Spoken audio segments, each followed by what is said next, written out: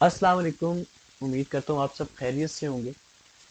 मैं आप लोगों के साथ एक वीडियो शेयर करना चाह रहा था, जिसमें मैंने एक इंटरव्यू लिया। एक हमारी हिस्टोरियन है इंडिया की, जिन्होंने एक किताब लिखी the other side of silence, जिसमें उन्होंने उन खवातीन के और उन लोगों के इंटरव्यूज़ लिखे, उन लोगों के इंटरव्यूज़ लिए जिन्होंने पाकिस्तान से इंडिया हिजरत की या इंडिया से पाकिस्तान आए। असल में ये काम हमारे हिस्टोरियंस ने बहुत कम किया है कि उन लोगों की लाइफ पे, उन लोगों की जो ज़िंदगी पर जो सानिया जो वाक़यात गुज़रे हैं, उनको बहुत कम बयान किया है। और इनका काम बेशक 1947 की तारीख को बयान करने में एक बहुत अहम किरदार अदा करता है। बिल्कुल आप पहचान गए होंगे, इनका नाम उर्वशी बुटालिया है। और मैं इस इंटरव्यू में इनसे इन्हीं की किताब से रिलेटेड बात करूंगा। और इंटरव्यू में मैंने इन्हीं की किताब से मुताबिक ही इनसे कुछ सवालात किए हैं, जो मैं आप लोगों के साथ शेयर करना चाहता हूं, ताकि आने वाले रिसर्चर्स को काफ़ी मदद मिल सके। तो चलिए शुरू करते हैं। आपने आपकी हाँ। जब आप लाहौर आए तो आपकी जो आपने की थी अपनी रिसर्च वगैरह, तो उसमें कैसे इन्वॉल्वमेंट हुई उसके बाद, अपने विजिट के बाद खास तौर पे, लाइक। रिसर्च में कैसे हाँ जी, इन्वॉल्वमेंट हाँ हुई? जी। ठीक है। तो राजा, ऐसे काम ऐसे हुआ कि मैंने जैसे लिखा है किताब में, दोनों मेरे पेरेंट्स लाहौर से थे। जी। वो रहते थे मॉडल टाउन में। हम्म। मेरी मदर की फैमिली मॉडल टाउन में रहती थी, और मेरे वालिद साहब की फैमिली, मुझे ये अब याद नहीं है उन्होंने क्या बताया था कहाँ रहते थे, लेकिन उनके जो फादर थे वो लाहौर में एक होता था इंपीरियल बैंक, जी जी। जो कि बाद में आके स्टेट बैंक ऑफ इंडिया बना। तो उसके मैनेजर थे। तो हाँ। वो वहाँ रहते थे। तो सारी उम्र हम लोगों ने पार्टीशन की कहानियां सुनी। मतलब कि पार्टीशन से पहले ही मेरी माँ दिल्ली आ गई थी और मेरे फादर तो बाद में आए हैं।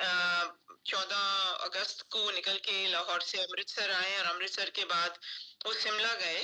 वो ट्रिब्यून जो अखबार होती थी, जो पहले लाहौर से आती थी, उसमें काम करते थे। जी।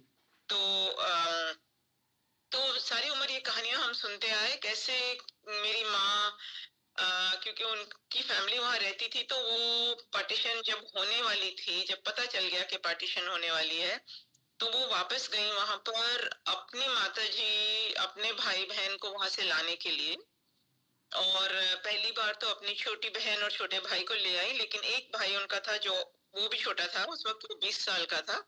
तो वो वहां पे रुक गया, और उसने मेरी जो नानी साहिबा थी उनको भी आने नहीं दिया वहां से, हम्म। ये कह के कि ये हमारा घर यहाँ पर है, और मुल्क बदल रहा है, लेकिन मुल्क तो कितनी बार बदलते हैं, राजे महाराजे बदलते हैं, लेकिन प्रजा तो नहीं बदलती, लोग तो नहीं बदलते हैं, तो हम लोग तो अपने घर में ही रहेंगे।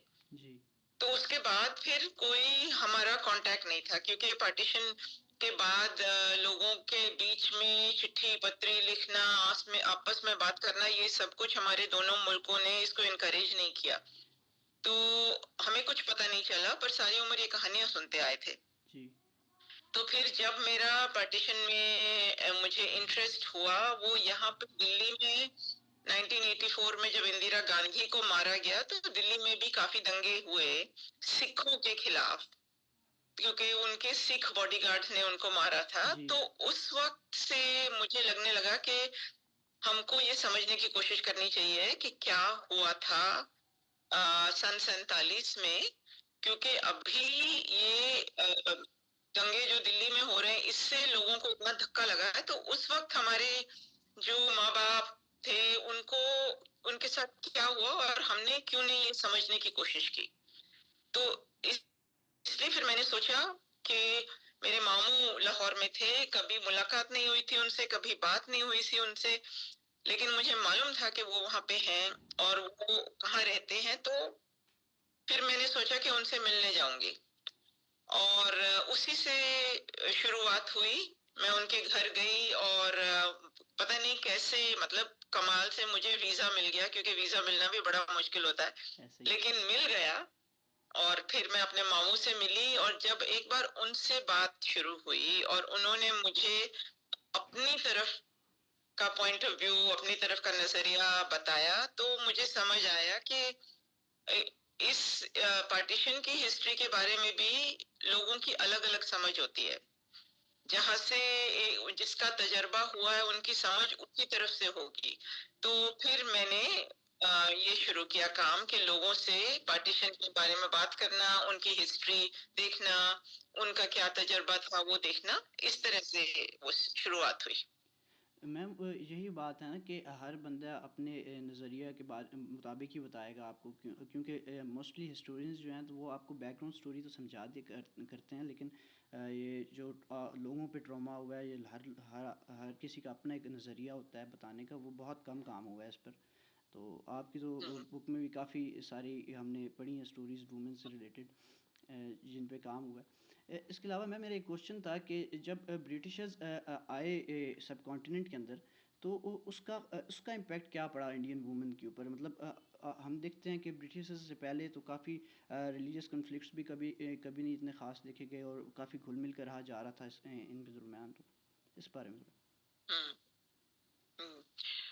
सो देखो राजा, आपने पढ़ा तो होगा हिस्ट्री की क्लासेस में कि ब्रिटिशर्स का जो तरीका था वो ये कि डिवाइड एंड रूल, बांटो और फिर उस लोगों पे कब्जा करो। क्योंकि ये बात मतलब उससे पहले हिंदू, मुसलमान, सिख, ईसाई सब इकट्ठे रहते थे, सब में अलगाव था, सबके मजहब अलग अलग थे और हैं, लेकिन मार काट तो बहुत कम होती थी। ये नहीं होता था कि मतलब उनके कस्टम्स अगर अलग अलग होते थे, उसमें कुछ बुरी चीजें भी थी, डिस्क्रिमिनेशन भी थी कि या एक दूसरे के घर में खाना नहीं खाओगे, ये वो, एक दूसरे से शादियां नहीं करोगे, लेकिन फिर भी रिश्ते तो बहुत गहरे थे। दोस्ती के रिश्ते, प्यार के रिश्ते सब बहुत गहरे थे। तो ये नहीं है कि दुनिया में लोग अपने डिफरेंसेस को लेके एक दूसरे के साथ रह नहीं सकते हैं, और ऐसे ही हमारे मुल्कों के लोग रह रहे थे। लेकिन जब ब्रिटिशर्स आए तो उनको ये दिखा कि ऐसे लोग आपस में मिलजुल के रह रहे हैं, तो इनको अलग करने की जरूरत है, नहीं तो हम कब्जा कैसे कर पाएंगे। और उन्होंने जो जो टैक्टिक्स लगाए हमको अलग करने में, वो उनके टैक्टिक्स काफी कामयाब हुए। और वो इसलिए कि हमारे जो पॉलिटिशियंस थे, कहीं पे उनको भी इसमें मौका दिखा कि हम अगर हम इस तरह से चलते हैं तो हमको भी पावर अपने हाथों में कहीं ना कहीं मिल जाएगी। हालांकि लड़ने की भी कोशिश की उन्होंने इसके साथ, लेकिन वो लड़ नहीं पाए क्योंकि ब्रिटिशर्स का इकोनॉमिक पावर बहुत था। वैसे तो लोग कम थे, लेकिन इकोनॉमिक पावर बहुत था, और दुनिया भर में वो इस तरह की चीज कर रहे थे। जैसे आजकल आप देख रहे हो कि इसराइल और गाजा में जो झगड़ा हो रहा है, और गाजा में जो इतनी मारकाट हो रही है, वो क्यों हो रही है? इसीलिए कि ब्रिटिशर्स ने वहां पे जाके, जब इसराइल वहां पे अपना वो जमाना चाहता था, तो ब्रिटिशर्स ने इसराइल को बढ़ावा दिया और ये बोला कि ये जो पैलेस्टीनियंस हैं ये यहाँ से निकल जा सकते हैं। जी। तो उन्होंने हर जगह पे ऐसी चीज की है, हमारे यहाँ भी यही चीज की, लेकिन उसमें सिर्फ ये नहीं है कि हम उनके ऊपर सारा कसूर नहीं दे सकते, कुछ हमारी भी जिम्मेवारी है। ऐसे ही है मैम।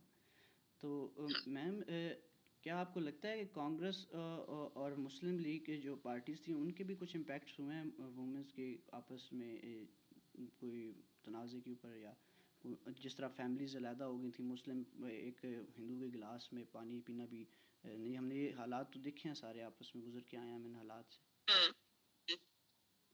तो क्या पूछ रहे हो आपके, क्या इसको जस्ट चेंज किया जा सकता है? नहीं, मैं पूछने की कोशिश कर रहा था कि क्या मैम ऐसे क्या इकदामात किए गए थे कांग्रेस या मुस्लिम लीग की तरफ से कि इतनी ज़्यादा हेट्रेड और इतना ज़्यादा नफ़रत आपस में बन गई थी दोनों, या फिर इसमें आप कह रही हैं कि ब्रिटिशर्स का ज़्यादा रोल था और मुस्लिम लीग और कांग्रेस जो है वो आपस में इतना ख़ास उनका नहीं था इसमें इतना पार्टिसिपेशन?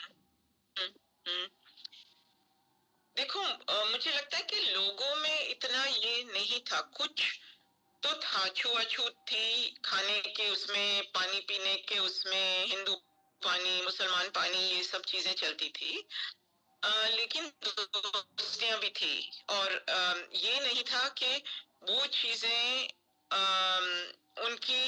उनका इतना गहरा असर हो कि लोग एक दूसरे को मानने लग जाएं। जब मैं पाकिस्तान गई थी, मैं रावलपिंडी, एक एक बार मैं रावलपिंडी गई थी। वहां पे वो एक छोटा सा गांव है थमाली। तो मेरे साथ एक गए थे सरदार जो उस गांव के हैं, और पास में एक और है थोआ खालसा, वो थोआ खालसा के हैं। वहां पर काफी दंगे फसाद 47 मार्च में हुए थे, और उन्होंने मुझे ये भी बताया था, उनका नाम था बीर बहादुर सिंह। उन्होंने ये भी बताया था कि किस तरह से उनको बहुत बुरा लगा था कि वो लोग, सरदार लोग जो थे, वो मुसलमानों के घर में खाना वाना नहीं खाते थे। लेकिन उनकी दोस्ती इतनी थी कि 40 साल के बाद जब मैं उनके साथ गई हूँ, तो गांव के बूढ़े लोग जो थे, जो तब तक बूढ़े हो गए थे, वो उनको सब याद था। और जब वो उनको निकल के आए हैं उनको मिलने के लिए इतने प्यार से, कि वो पूरा का पूरा गांव, उन्होंने सबने अपने दरवाजे खोल दिए, सबने खाना बनाया, सबने इकट्ठे बैठ के चौपाल में सितार बजाई, गाने गाए, सब कुछ। मतलब उसमें कोई नफरत का नाम ना निशान था ही नहीं। तो ये मेरे ख्याल ये चीजें थी हमारे कल्चर में। और उनको जब आप बढ़ा चढ़ा के एक दुश्मनी का बहाना बना दो, तो बंदे एक दूसरे के खिलाफ हो जाते हैं, क्योंकि कहीं ना कहीं ये डिफरेंसेस हैं। लेकिन ये जरूरी नहीं है कि ये डिफरेंसेस ऐसे हों कि हम एक दूसरे को मारने लग जाएं। तो नॉर्मली जब लोग रहते हैं तो वो एक दूसरे के साथ ही रहते हैं। कहीं ना कहीं डिफरेंसेस होते हैं, लेकिन वो एक दुश्मनी का मुद्दा नहीं बन जाते। तो मतलब कुछ हमारी अपनी भी कोताहियाँ थीं जिन पे हमने गौर नहीं किया। ये तो था जरूर, मतलब ऐसे नहीं है कि कोई बेसिस नहीं था। जैसे आप देखिए कि अगर आप पंजाब की बात करते हैं, तो पंजाब में गरीबी और अमीरी में जो फर्क था, दैट वाज आल्सो कहीं ना कहीं वो मजहब के साथ जुड़ा हुआ था। जैसे कि पंजाब के जो बड़े बड़े किसान थे, फार्मर्स थे, उनकी जमीनों पर जो काम करने वाले थे, लैंडलेस लिबरल, वो मुसलमान थे, और उन पड़ता था। और वो कर्जा कहाँ से लेते थे? अपने जजमान से, अपने जमींदार से। फिर वो सारी उम्र उनके कर्जे में रहते थे, कभी उनको उससे आजादी नहीं मिल सकती थी। यही सिचुएशन इधर इस तरफ उल्टी थी। जैसे आप उत्तर प्रदेश को ले लो, यूपी जो हमारे यहाँ पे इसको कहते हैं, उसमें जो सारे जमींदार थे वो मुसलमान थे, और उनकी जमीनों पर काम करने वाले हिंदू थे। तो वो हिंदू उसी सिचुएशन में थे, गरीब थे, उनको कर्जा लेना पड़ता था, उनकी तनख्वाहें बहुत कम थी। तो ये मैम पता नहीं क्या अचानक हो गया? इंटरनेट इशू बन गया था अचानक सा। आप फ्रीज हो गए, मुझे पता नहीं आपने कहाँ तक सुना। मैं आप कहो तो रिपीट कर दूं, पर यस मैम, पता नहीं सारी आप बता बात। रही थी कि हम उत्तर प्रदेश में भी मुसलमान जो थे उनकी काफ़ी ज़मीनें थी, वहाँ पर पॉज हो गया था आकर। हाँ, मैं ये कह रही थी कि जो सिचुएशन पंजाब में थी उसकी उल्टी सिचुएशन उत्तर प्रदेश में थी। उत्तर प्रदेश में जो जमींदार थे ज्यादा मुसलमान थे, और जो जमीनों पे काम करने वाले थे वो ज्यादा हिंदू थे। तो उधर उनके बीच भी इसी तरह से कुछ ना कुछ डिससेटिस्फैक्शन, रिजेंटमेंट, गुस्सा, ये सारा पैदा होता था। वैसे ही पंजाब में था। तो ये फीलिंग्स तो थी, और ये इकोनॉमिक जो कहते हैं, उर्दू में पता नहीं क्या लफ्ज होगा इकोनॉमिक के लिए, हिंदी में तो हम आर्थिक कहते हैं। तो उसकी वजह से लोगों के बीच में फर्क भी था और गुस्सा भी था, लेकिन वो एक दूसरे के साथ फिर भी रहते थे। पर ये पार्टीशन की वजह से मेरे ख्याल हमारे पॉलिटिशियंस ने वो गुस्सा बढ़ा चढ़ा के उसको एक मुद्दा बना दिया, जिसपे लोग फिर आसानी से लड़ भी पड़े। जाहिर है, क्योंकि मेरे ख्याल में ज़मींदार जो थे उस वक्त के, उन्होंने जब ज़मीनें उनको छोड़नी पड़ी तो उन्होंने कहीं तो गुस्सा शायद निकालना ही था, तो उन्होंने फिर शायद ये सिनेरियो अपनाया, बेत समझा उन्होंने। वो भी था। मेरा एक सवाल था कि जो वुमेंस थी जिनको प्रिजनर बना लिया गया या उनको पार्टीशन के दौरान ज़बरदस्ती कन्वर्जन भी हुई है रिलीजन में, तो उसके ऊपर आपका कुछ काम अगर हो तो आप काइंडली हमारे साथ शेयर कर दें। वो आपने वैसे मोस्टली स्टोरीज देखो वो ही लिखी हुई है, मैंने कुछ देखी हाँ है। मैंने वो जो आपकी बुक क्या में क्या पढ़ी, क्या मैंने कहा वो जो बुक में मैंने आपकी पढ़ी है ना कुछ स्टोरी, वो ज़ैनब वाली, और उसके अलावा मतलब का अगर आपको थोड़ा बहुत बता दें इस बारे में तो।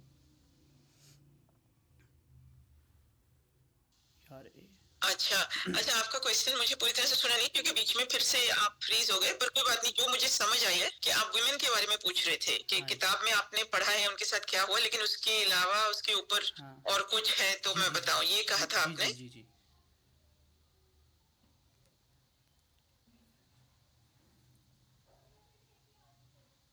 हाँ जी राजा, क्या हो गया? मैं फिर फ्रीज हो गया, पता नहीं क्या मसला हो रहा है। ये आज असल में लाहौर का भी मौसम जो है वो इसी तरह का हुआ है, बारिश वाला, तो इस वजह से शायद हाँ, कोई नेटवर्क इशू आ रहा है बार बार। अच्छा बारिश हो रही है वहाँ पे? हाँ हाँ, जी, हल्की हल्की अच्छा बारिश अच्छा वाला मौसम बना हुआ है और ठंड काफ़ी हो रही है अच्छा आज। अच्छा अच्छा अच्छा अच्छा। तो विमेन पे आप पूछ रहे थे? हाँ जी हाँ जी। अच्छा, अब आपकी आवाज भी चली गई है। मैम आ रही है अब आवाज़ आपकी, आपको? अम, आप हो ना, सुन रहे हो ना? यस मैम, अब बिल्कुल क्लियर हो गया सब कुछ। नेट तो थोड़ा मैं हो कह रहा रही था। थी कि पहले, सबसे पहले तो ये बात है कि क्योंकि वुमेन की दुनिया बिल्कुल पलट गई, और जो घरों में रहती थी औरतें, एकदम से उनको सड़कों पे आना पड़ा, मतलब कि पैदल काफिलों में जाने में सड़क ही उनका घर बन गई। जी तो उसमें भी उनका तजर्बा एक बहुत अजीब सा हुआ, क्योंकि खतरा भी था उनको और अडेप्ट भी करना पड़ा नई चीज को। फिर उसके बाद आपको मालूम ही है कि बहुत से ये अबडक्शंस हुए थे औरतों के, जो जी आदमी लोग औरतों को उठा के ले गए और उनको फिर उन्होंने या तो बेच दिया या उनके साथ शादियां कर ली, उनके साथ बच्चे हो गए। और फिर आपको ये भी पता होगा कि दोनों, हिंदुस्तान पाकिस्तान, मतलब पार्टीशन अगस्त में हुई है, तो उसके तकरीबन 2-3 महीने बाद वो लोग इकट्ठे बैठ गए कि औरतों का मुद्दा, इसको कैसे देखा जाए, जी क्योंकि बहुत सी फैमिलीज ने कंप्लेन किया था कि उनकी औरतें गायब हो गई। जी तो फिर वो दोनों, जो जो औरतें अबडक्ट की गई हैं उनको ढूंढ के लाएंगे। तो जगह जगह वो गए और फिर ये बात खड़ी हुई कि काफी टाइम उनको लग गया जाने में, और काफी औरतें ऐसी थी जिनके बच्चे हो चुके थे और वो वापस जाना नहीं चाहती थी, चाहे बच्चों की वजह से, चाहे इस वजह से कि उनके जिस आदमी ने उनको अबडक्ट किया था उसके साथ रिश्ता बन गया, या फिर उनको जहां बेचा गया था जी उनके साथ रिश्ता बन गया।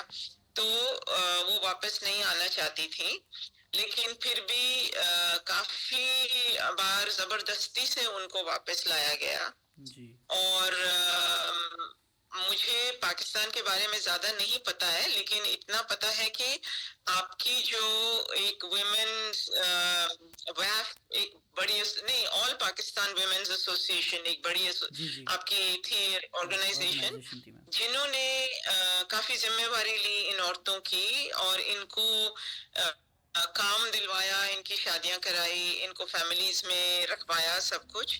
हमारे यहाँ भी ऐसे बहुत सी एसोसिएशंस थी जिन्होंने ये काम कराया, लेकिन फिर भी कुछ औरतें ऐसी थी जिनको फैमिलीज ने वापस नहीं लिया, जी क्योंकि उनको लगता था कि अब ये औरत तो बिल्कुल प्योर नहीं रही है, एक दूसरे मजहब के आदमी के साथ रही है, उसके साथ इसके बच्चे हुए हैं, ये सब कुछ। तो जी उन्होंने औरतों को वापस नहीं लिया और वो औरतों ने अपनी पूरी जिंदगी फिर ये जो कैंप्स बनाए गए थे या जो आश्रम बनाए गए थे जी उनमें पूरी जिंदगियां काटी। और उसके अलावा कुछ और भी काम हुआ है औरतों के तजर्बे पर, और उसमें ये दिखता है कि कईयों के लिए जी पार्टीशन का तजर्बा बहुत खराब था, लेकिन कई ऐसी थी जिनको पार्टीशन ने एक मौका दिया घर से निकलने के लिए, और वो घर से निकल के कुछ कुछ जॉब्स में इन्वॉल्व हो गई, कुछ काम करने लग गई। जैसे कि हमारे यहाँ ये दिखता था कि यूनिवर्सिटीज जो बनी हैं, कॉलेजेस जो बने हैं, उसमें काफी बार आप देखते थे कि सिंगल औरतें काम कर रही हैं जी जिनकी शादियां नहीं हुई, और वो पार्टीशन सर्वाइवर्स थी जिनको कि स्टेट ने कुछ मदद दी थी नौकरी ढूंढने में, जी रिहैबिलिटेशन में। और मुझे पाकिस्तान की डिटेल नहीं पता है, लेकिन मुझे इतना मालूम है, लोगों से सुना हुआ है और कुछ कुछ पढ़ा हुआ है कि पाकिस्तान में भी गवर्नमेंट ने ऐसा किया था, औरतों को नौकरियां दी थी या मौके दिए थे रिहैबिलिटेशन के। तो कुछ औरतों के लिए अम, ये जो एक्सपीरियंस था पार्टीशन का, ये खराब नहीं था, लेकिन उनको मौका मिला घर से निकलने का जी। और अपनी जिंदगी बनाने का, तो ये भी था।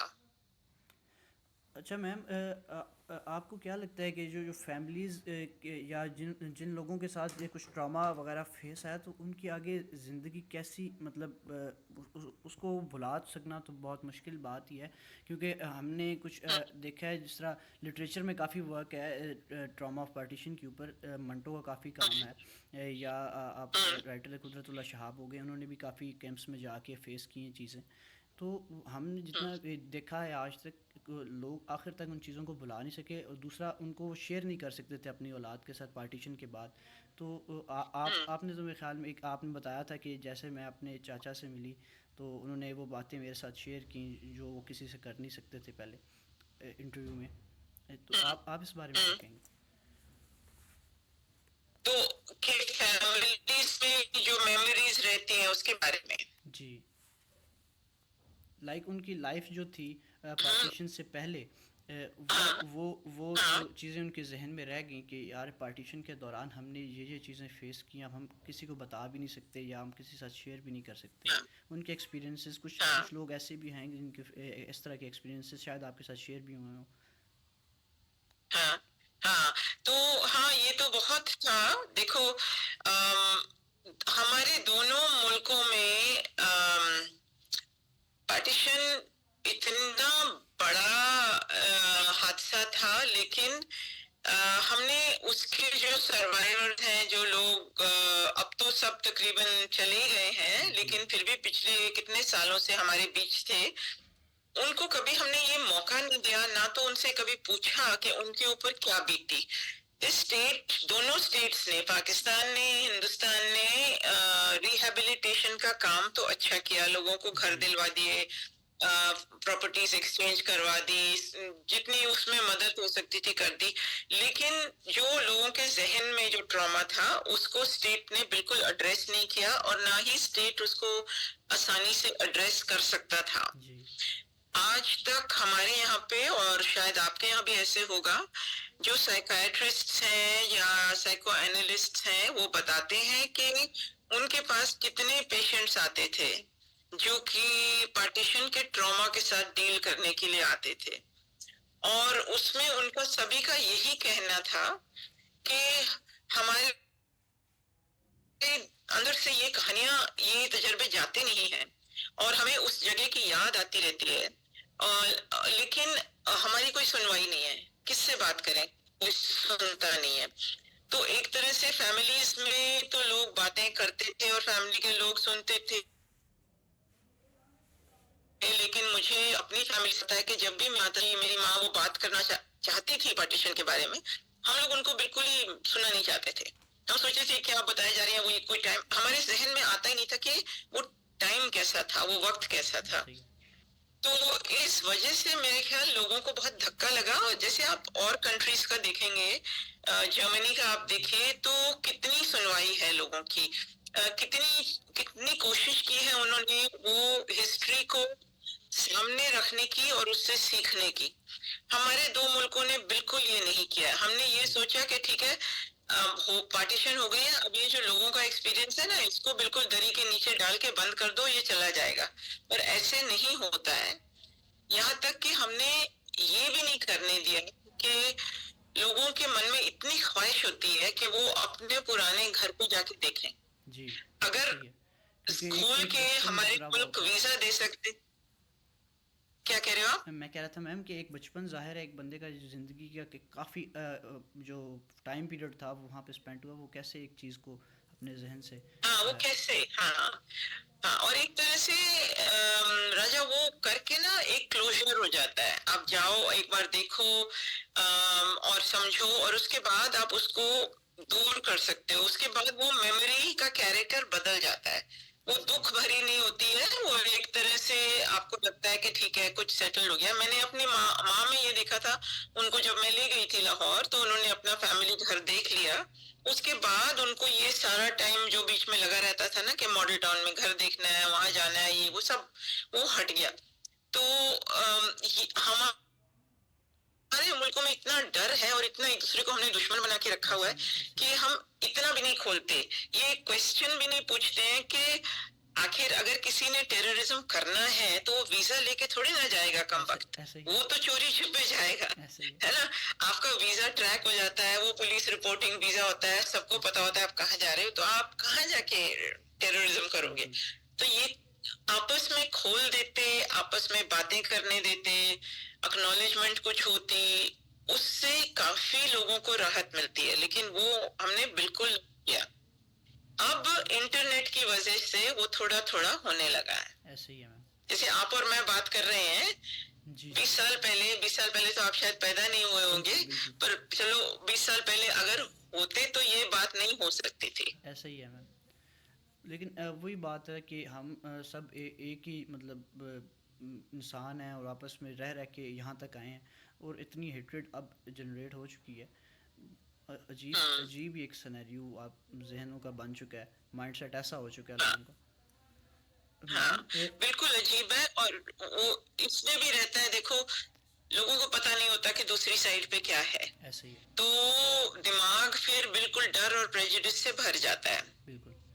जो मेरे नीस और नेफ्यूज है ना, मेरी कजन जो पाकिस्तान में लाहौर में है, मेरी कजन, उसके 3 बच्चे हैं। वो हर बार जब मैं जाती हूँ मुझसे ये पूछते हैं कि खाला उस तरफ लोग एक दूसरे को मारते हैं सारा टाइम। अच्छा, वो बेचारे, उनको क्या पता, कैसे पता चलेगा कि जहाँ जैसे लोग आपके यहाँ वैसे ही लोग हमारे यहाँ हैं, और सब क्या करना, एक दूसरे से बात करना चाहते हैं, सबको क्यूरियोसिटी है। ऐसे ही है। तो हमारे यहाँ भी लोग मुझे कहते हैं, अच्छा आप पाकिस्तान गए हो इतनी बार, वहां पर तो लोग बहुत ही खराब होंगे और आपको बहुत हेट्रेड मिली होगी, और मुझे कभी कभी हेट्रेड नहीं मिली है। शुरू से मुझे सिर्फ दोस्ती प्यार ही मिला है पाकिस्तान में। मैम वही ना, इतने मेरा खुद का इतना दिल करता है कि मैं एक्सप्लोर करूं। अभी मैं खुद पूरे लाहौर में, अगर आप लाहौर ही सिर्फ देख लें तो इतने डाइवर्स कल्चर्स हैं, इतने ज़्यादा कल्चर्स हैं कि मैं उन्हीं को पूरी तरह एंजॉय नहीं कर पाया। तो जब मेरा खुद का इतना दिल करता है कि मैं आऊँ इंडिया, विज़िट करूँ लखनऊ, ताजमहल जैसा, आगरा एंड दिल्ली, ये चीज़ें डिफरेंट कल्चर्स को एंजॉय करूँ। ये बहुत ही वो आप कह लें एक ख्वाहिश है जो मेरे दिल में हमेशा के लिए शायद रह जाए। कभी अल्लाह, उम्मीद है कि मुझे कभी मौका मिले एंजॉय करने का। मैम एक चलो शायद आपकी लाइफ में मिल जाए, देखो क्या मालूम, जी है ना? ऐसे ही है। मैम एक जनरल क्वेश्चन जहन में आ रहा था मेरे कि क्या पार्टीशन जो हुई है इतने खून खराबे में और ये चीज़ों में, तो क्या इसको ज़्यादा प्लान तरीके से नहीं किया जा सकता था? क्योंकि इतनी जल्दी पार्टीशन कर दी गई साल के अंदर अंदर ही, अगर इसको थोड़ा सा टाइम लेके प्लान किया जाता तो शायद इन चीज़ों से बचा जा सकता था जो आप देख रहे हैं। राजा, मुझे नहीं मालूम, इस क्वेश्चन का मेरे पास कोई आंसर नहीं है, क्योंकि कैसे, मतलब ये बात आपकी सही है कि इतनी जल्दी में किया गया, तो अगर सोचा जाता थोड़ा सा इसके बारे में और टाइम दिया जाता, हो सकता है इतना खून खराबा नहीं होता। लेकिन ये भी है कि लोगों को आप जितना भी कहो कि मुल्क बदलने वाला है, आप निकल जाओ, वो मानेंगे नहीं, क्योंकि वो मानना नहीं चाहते हैं जी। तो फिर लोग अगर आखिरी वक्त तक रहते हैं तो सिचुएशन उस वक्त फिर बहुत ही वॉलेटाइल होती है, तो वो हो सकता है कि खराब हो जाए, जैसे कि अब हुआ था, अगस्त 47 में हुआ था।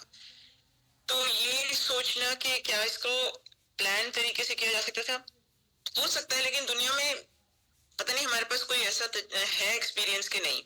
कोई ऐसा एग्जाम्पल है कि नहीं जहाँ पे पार्टीशन को प्लान तरीके से किया गया है और जहाँ पे खून खराबा वायलेंस नहीं हुआ? आप हर नॉर्थ और साउथ कोरिया को देखो, आप पैलेस्टाइन, इसराइल, आप ये थाईलैंड को देखो, जी किस तरह से जो छोटी छोटी सेपरेशन हुई थी, वो सब तो न, I mean, कहीं भी वायलेंस को हम हटा नहीं सके। ऐसे ही है। मैम बहुत शुक्रिया आपका, आपने जो है इतना टाइम निकाला।